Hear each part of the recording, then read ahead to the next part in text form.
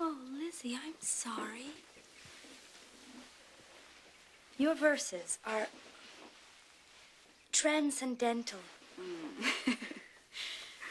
Only Mr. Ralph Waldo Emerson of the New England Literary Journal felt the same way. I still don't understand why you won't submit them to Mr. Regal for his magazine. I have submitted them to Mr. Regal. I'm still awaiting a response. I'm sure someone will print your verses. You just have to be patient.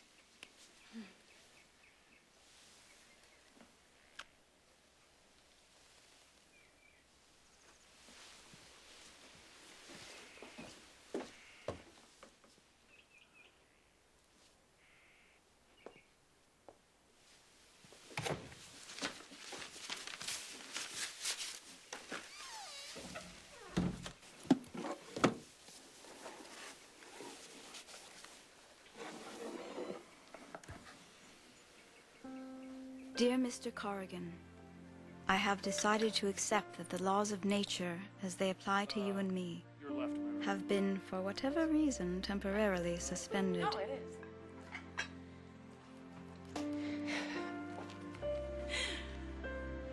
Okay, that was easy. How about flatware? Yes, flatware. You have the advantage over me in that you know my deepest secrets, while I know none of yours. Tell me who you are and how you live in your time so many years in the future. How about this? That's too sci-fi. Most important of all, tell me whether this conjunction between us, which I confess I feel as strongly as you, means that you too yearn for a deep and passionate love. How about this? Or is there already someone you love? Write soon, before the laws of nature reassert themselves. Maybe we should see with our hands. No. Sorry. Dear Lizzie, you have asked some crucial questions. Have I? Mom? Have I added the nutmeg? Nutmeg in pound cake? What a peculiar recipe. Cinnamon. I meant, have I added the cinnamon? Do I yearn for love? Yes, of course. Am I in love now? I'm engaged to be married, and yes, I believe I'm in love. Believe? What, Mom? I believe this is going to be a delicious cake. Don't you, Maggie? If you'll excuse me, Mom, I'll sit here just a minute. A friend once said that when you're in love, you light up like a Christmas tree when your lover enters the room. I don't think I've ever felt that way. At least, not until last night, when I found your second letter. And how many does this make? 3. Counting the first one. And you're sure nobody is... Playing some kind of bizarre joke? Impossible. No, this is impossible. Mother, you're the one who talked me into this insanity in the first place. But I never dreamed. What in the world does Deborah think about all this? I didn't tell her. You didn't tell her? It's incredible, isn't it? I'll tell you what's incredible. My son, who is engaged to be married, is having an affair with a woman who's been dead for over 100 years. Mom, we write letters. Love letters that you keep secret from your fiancé.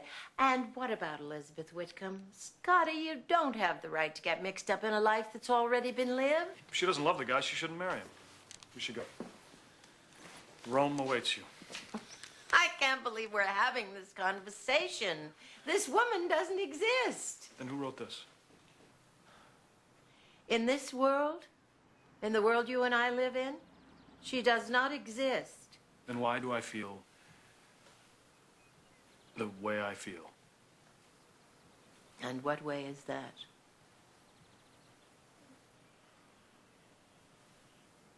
My dear Lizzie, I can't begin to tell you how wonderful I feel as I read your letters. I only wish I could hold you in my arms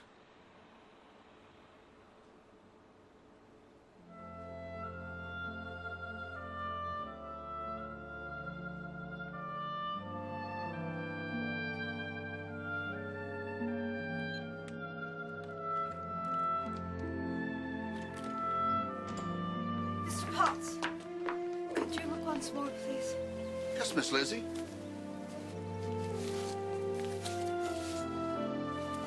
I'm sorry, there's nothing.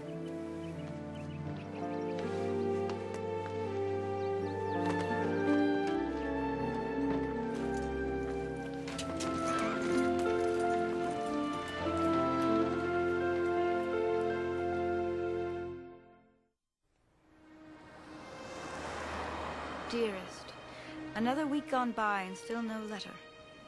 Are you worried that since you told me of your engagement, I will think you a scoundrel for professing tender feelings for me? I'm worried about those tender feelings in the first place. I'm not so innocent as you might think, Mr. Corrigan. I have danced the waltz with many men, and am an avid reader of the modern novel. So I am au courant on the subject of forbidden passion. Afraid this waltz is gonna have to be mine and Deborah's, Miss Whitcomb. The hard truth is, we are doomed to be chaste, to never touch each other, hear each other, see each other. So what harm can there be to write to each other?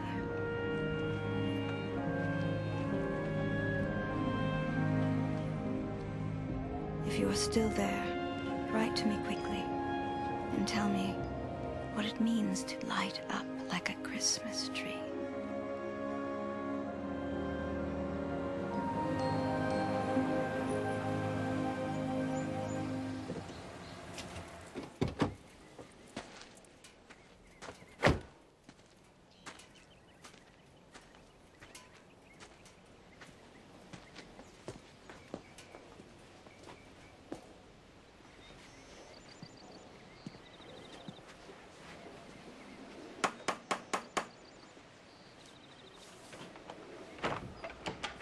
Morning. You again. Really sorry to bother you. I'm just trying to find out about the Whitcombs. Why? I bought a desk that used to belong to one of them. I just became interested in the family. Thought I'd write a book about them. A book? They're just regular folk. You know who they were? Clarice's grandma was a Whitcomb. Clarice? The lady I take care of. You mean there's a Whitcomb living in here right now? That's right. I've had 50 years of her temper, and believe me, it's worse than mine. I would really love to talk to her. Would that be possible? She's sleeping. I know this is an intrusion.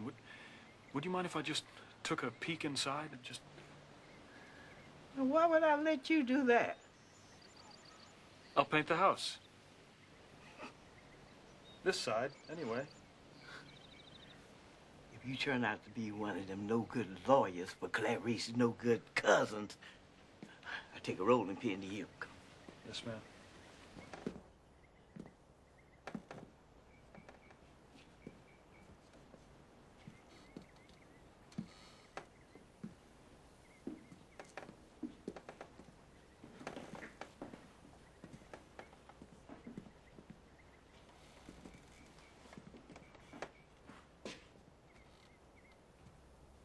Okay, mister. You've had your peek. Just a minute, please. Maid? Who's that you're talking to down there? Now you've done it.